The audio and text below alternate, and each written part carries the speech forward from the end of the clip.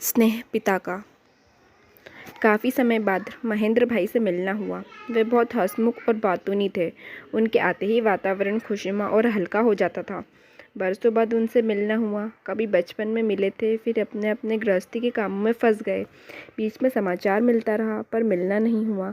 हम भी रिटायर होकर एक जगह कोठी बनाकर रहने लगे। वे एक बार इधर आए तो हमसे भी मिले। आकर पिछली बातें बताने लगे।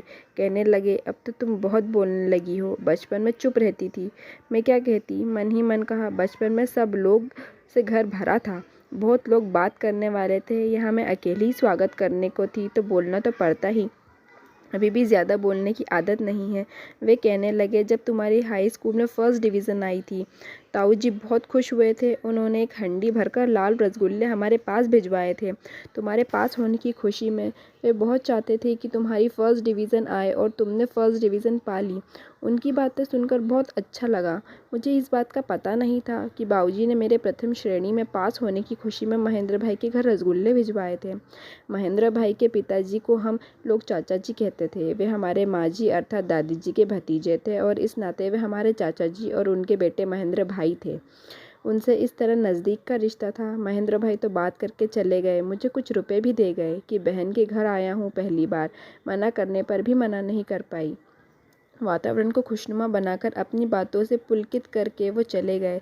पर उनके जाने के बाद मैं बहुत देर तक सोचती रही बाबूजी के बारे में। अब तो बाबूजी नहीं रहे। मेरे हाई स्कूल पास करने के कुछ दिनों बाद ही वे नहीं रहे थे। जब मैं हाई स्कूल में थी तभी से वे बीमार थे। हार्ट अटैक आया था, कमज़ोर हो गए थे। उस समय हार्ट अटैक का इतना अच्छा इलाज भी नहीं था। मूली का जूस, गाजर का जूस, कुछ दवाएं और क्या क्या तो उनको दिया जाता था, पर कुछ लाभ होता नहीं दिखता था। वे पलंग पर लेटे रहते थे। हमारी माँ हमको बाबूजी के पास बैठने को भेजती थी। हम भाई बहनों में से कभी कोई जाकर बैठता था, कभी कोई। कभी मैं जाकर बैठती थी। जब मैं जाती तो हाथ में कोई किताब या पत्रिका रहती और उसे बैठकर पढ़ती रहती। बाबूजी कुछ नहीं पूछते थे। फिर मेरी 10वीं की बोर्ड की परीक्षाएं शुरू हो गई। एक दिन मैं बाबूजी के पलंग के पास नीचे बिछे कालीन पर उल्टे लेटकर कोई पत्रिका पढ़ रही थी। बाबूजी ने पूछा, तुम्हारी परीक्षा शुरू हो गई? मैंने कहा, हाँ। वे बोले, अब कब पेपर है? मैंने कहा, सोमवार को पेपर है। तो वे बोले, सोमवार को पेपर है और तुम क्या पढ़ रही हो? मैंने कहा, धर्मयुग है, नया आया है। बाबूजी बोले, इम्तिहान की तैयारी क्यों नहीं कर रही हो? हम सबसे कहते हैं कि तुम बहुत होशियार हो, अच्छी डिवीज़न नहीं लाओगी तो कैसा लगेगा? अपने पेपर की तैयारी करो, धर्मयुग तो बाद में भी पढ़ लोगी। मैं क्या कहती, बात सच थी। कभी भी गंभीरता से मैं इम्तिहान को नहीं लेती थी। मेरा उपन्यास पढ़ना या पत्र पत्रिकाएँ पढ़ना कभी नहीं छूटता था। मैंने कहा, सोमवार को ड्राइंग का पेपर है, उसमें मैं क्या पढ़ूं, क्या करूं? मेरी समझ में कुछ नहीं आता। उसमें पढ़ने को क्या है? बाबूजी ने कहा, ड्राइंग की प्रैक्टिस करो। मैंने कहा, मुझे नहीं पता क्या करना है। बाबूजी ने लेटे लेटे ही कहा, मैं सनातन धर्म कॉलेज के आर्ट के मास्टर पन्ना लाल जी को बुलवा देता हूँ, वे तुमको ड्राइंग के बारे में समझा बता देंगे। मैं गर्ल्स स्कूल में पढ़ती थी, वहाँ लेडी आर्ट टीचर थी। पन्ना लाल जी क्या बताएंगे ड्राइंग में? मैंने सोचा। फिर भी मैं चुप रही। सोचा, बाबूजी कह रहे हैं तो देखते हैं कि पन्ना लाल जी क्या बताएंगे। इससे पहले मैंने ना उनका नाम सुना था ना देखा था। बाबूजी ने पन्ना लाल जी को बुलवा दिया। तभी वे एक दिन शनिवार था, दूसरे दिन रविवार और सोमवार को ड्राइंग का पेपर था। पन्ना लाल जी आए। वृद्धावस्था को छूती उम्र थी।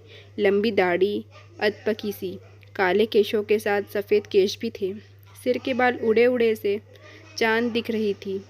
धोती कुर्ता पहने हुए उन्होंने आकर मेरे ड्राइंग की कॉपी ली, रंग लिए, ब्रश लिए, पेंसिल ली। कॉपी पर पेंसिल से षटकोण में एक गुलाब का फूल बनाया।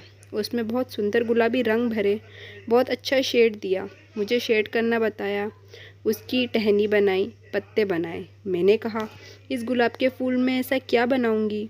ड्राइंग के पेपर में तो त्रिकोण में या गोल घेरे में या चतुर्भुज में कोई डिज़ाइन बनाने को कहा जाएगा। पन्ना लाल जी ने समझाया, इसी फूल को तुम सब तरह से इस्तेमाल कर सकती हो। उन्होंने उसे त्रिकोण में, चौकोर में, गोल घेरे में फिट करके दिखाया, फिर लंबे से बॉर्डर में फिट किया। उन्होंने कहा, जो भी आकृति या शेप देनी हो इसी फूल से दे देना। कैसे, वे कितने त्रिकोण में, चौकोर में, गोल में या षटकोण में बनाना है ये भी दिखा दिया। फिर बोले, आज इस फूल पर रंग भरने की प्रैक्टिस करो, कल आकर देखूंगा। उन्होंने षटकोण में एक फूल बनाया था। उसके बाकी के 5 कोनों में फूल बनाकर मुझे रंग भरना था, शेड देना था। मैं मेहनत से फूल बनाने व रंग भरने में जुट गई। वे इतवार को भी आए, मेरे बनाए फूल देखे, खुश हुए और फिर एक बार शेड देने की टेक्निक समझाई। मेरा भी फूल सुंदर बन गया। वे चले गए। मैं दूसरे दिन पेपर देने पहुंची। वहाँ आया था कि त्रिकोण में कोई डिज़ाइन बनाओ। मैंने गुलाब का फूल बनाकर उसमें शेड कर दिया। ड्राइंग में नंबर अच्छे नहीं मिलते थे। मैं भी ड्राइंग की तरफ से लापरवाह थी, पर बाबूजी ने पन्नालाल जी को बुलवाया, बहुत सहायता करा दी। उन्होंने ड्राइंग का मेरा डर दूर किया और आत्मविश्वास दे दिया। जब रिज़ल्ट आया और मेरी मार्कशीट आई तो देखा कि ड्राइंग में बहुत अच्छे नंबर से मैं फ़र्स्ट डिवीज़न से भी ज़्यादा लाई हूँ। ये ड्राइंग में इतने अच्छे नंबर नहीं आते तो मैं फ़र्स्ट डिवीज़न हाई स्कूल में नहीं आती। ड्राइंग के नंबरों ने ही और उन नंबरों की कमी पूरी कर दी। मेरा फर्स्ट डिवीज़न का श्रेय बाबूजी को था। बाबूजी ने बीमार होते हुए भी बिस्तर पर पड़े पड़े भी मेरा इतना ख्याल रखा और ड्राइंग मास्टर जी को बुलवा दिया। ड्राइंग मास्टर पन्नालाल जी ने इतना अच्छा रंग भरना व गुलाब का फूल बनाना सिखा दिया। बाबूजी ने उस बीमारी में भी मेरी फर्स्ट डिवीज़न आने की खुशी में मिठाई बंटवाई। ये बात मुझे उस घटना के बाद इतने वर्ष बाद पता चली महेंद्र भाई से।